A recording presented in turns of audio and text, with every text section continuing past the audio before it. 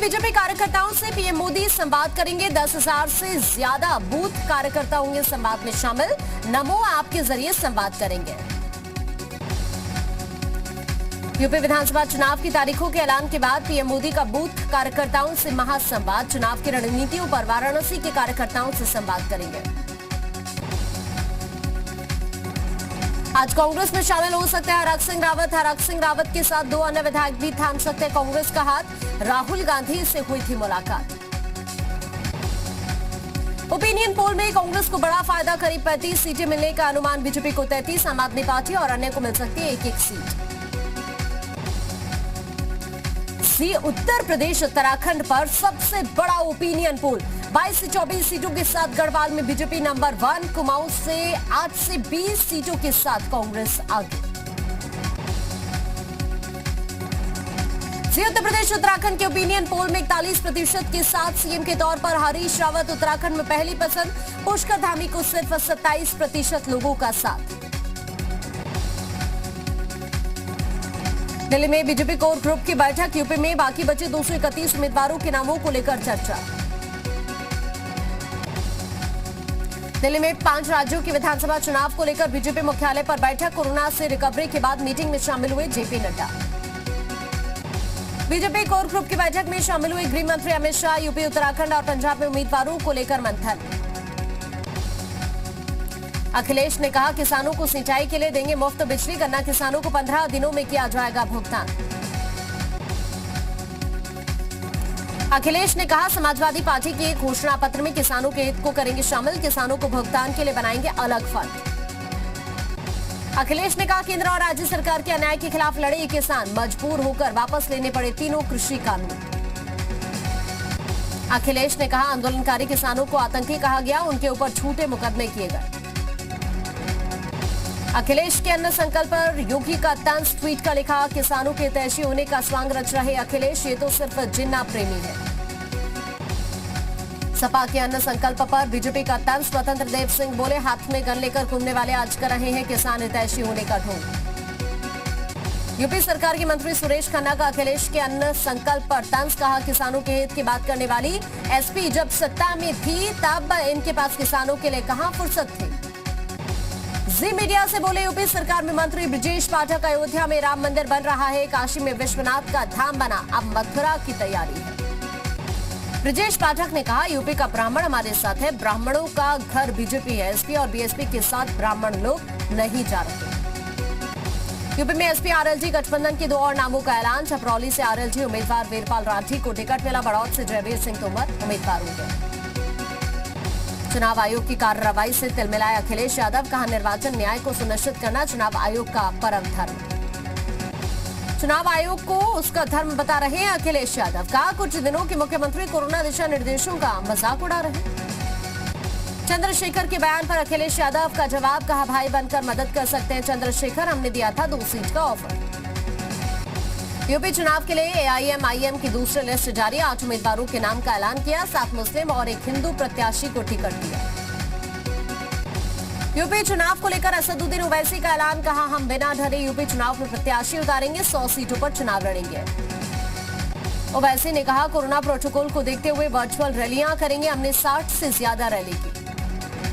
BJP की मदद करने के आरोप पर भड़के ओवैसी। कहा ऐसा इल्जाम लगता रहता है, हमें फर्क नहीं पड़ता। 2014-2017 में हम नहीं लड़े तो बीजेपी कैसे जीती।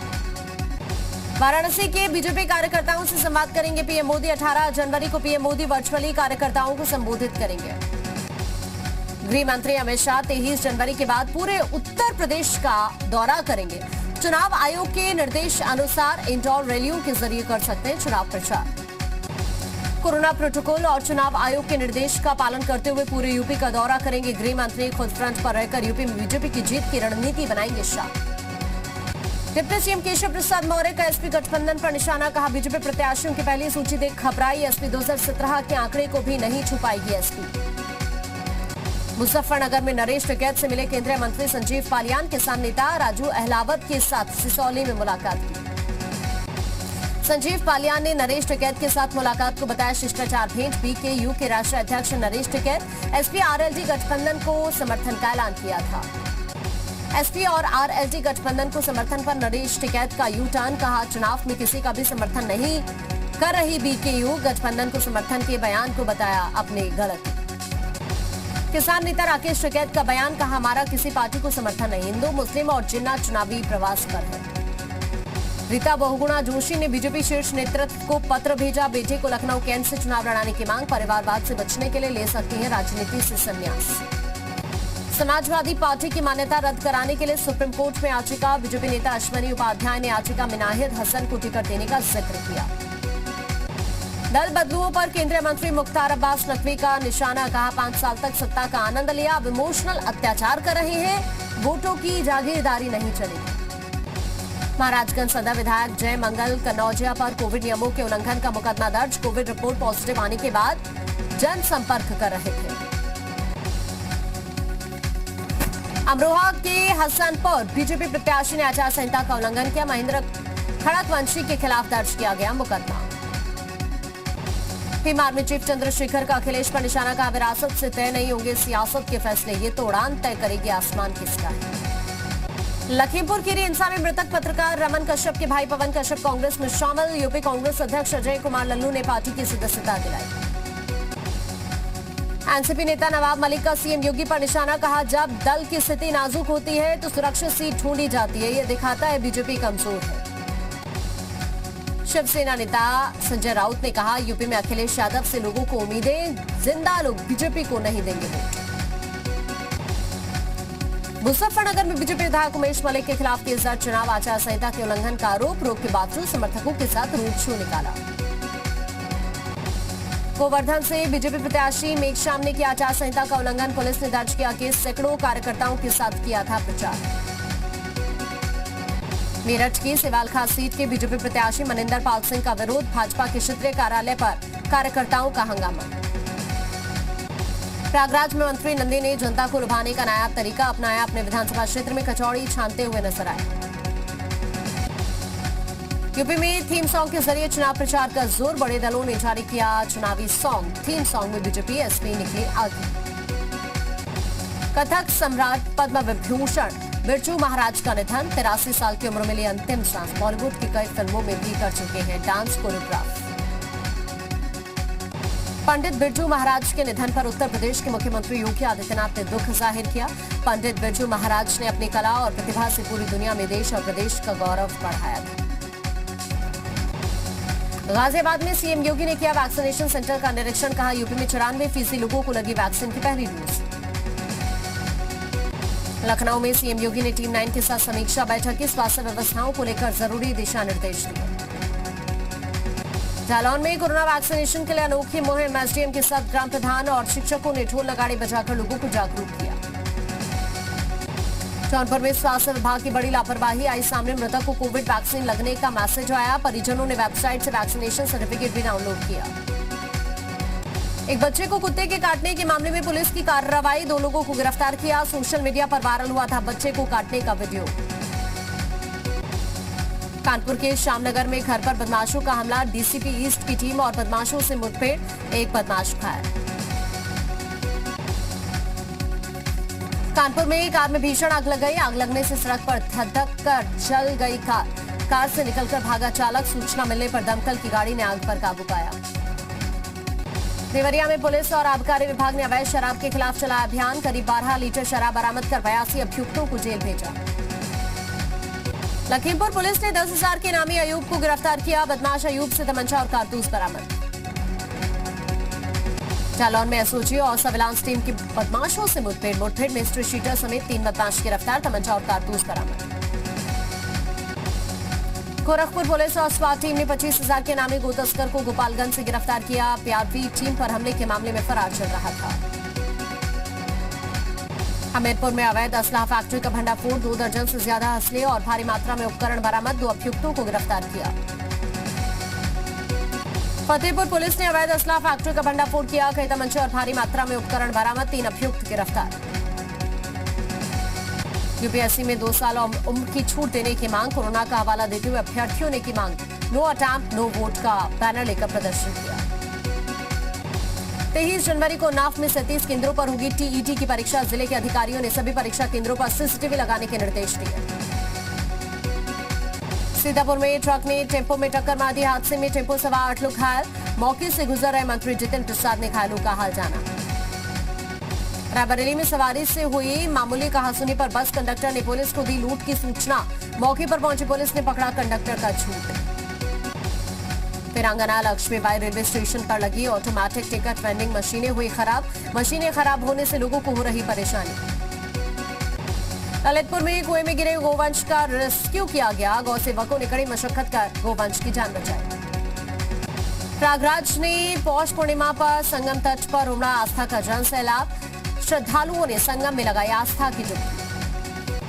पौष पूर्णिमा पर सरयू में लाखों लोगों ने लगाई आस्था की डुबकी। गोंडा के पस्का में मेले का आयोजन किया गया। हमीरपुर में चुनाव की तैयारियों में जुटा है जिला प्रशासन। कलेक्ट्रेट में ईवीएम और वीवीपैट मशीनों की जांच के बाद बूथ अलॉटमेंट किया गया। सहारनपुर में 21 जनवरी से शुरू होगी नामांकन की प्रक्रिया। जिला प्रशासन ने नामांकन को लेकर सभी तैयारी पूरी की। बिजनौर में निर्वाचन कर्मियों को दी गई ट्रेनिंग। डीएम ने खुद शांतिपूर्ण और निष्पक्ष चुनाव संपन्न कराने की ट्रेनिंग दी। अयोध्या में चुनाव के मद्देनजर संवेदनशील इलाके में पुलिस ने किया पैदल मार्च। व्यवस्था पर रखने सड़कों पर उतरे एसएसपी शैलेश पांडे। सीतापुर में डीएम और एसपी ने किया नामांकन स्थल का निरीक्षण। सदर तहसील परिसर में बनाया गया नामांकन कक्ष।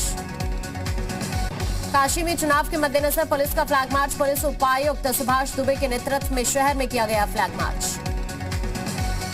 उत्तराखंड महिला कांग्रेस के अध्यक्ष बीजेपी में शामिल। सीएम धामी की मौजूदगी में सरिता आर्य ने सदस्यता ली।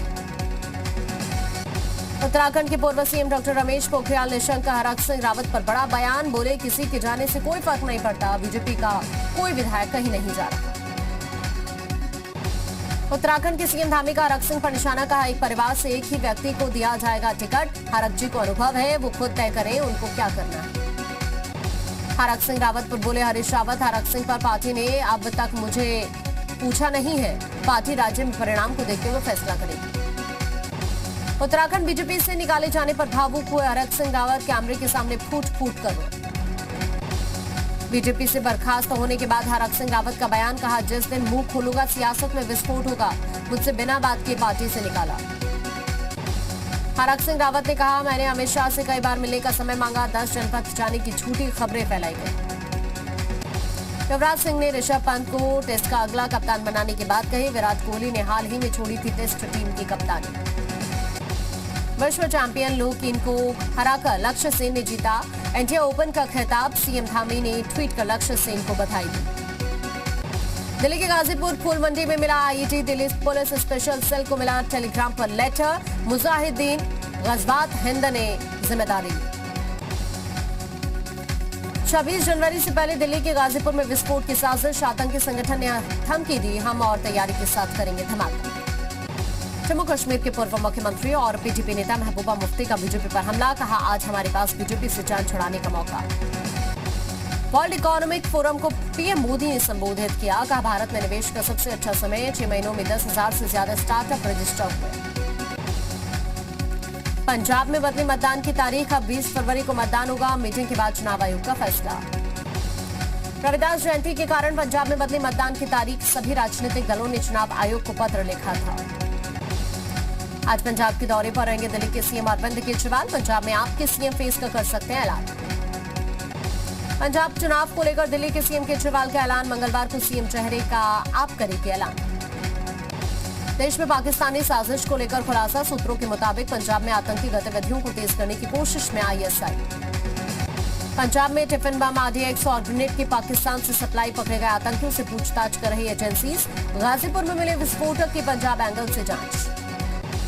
टोंगा में ज्वालामुखी फटने से हर तरफ प्लेग का दृश्य।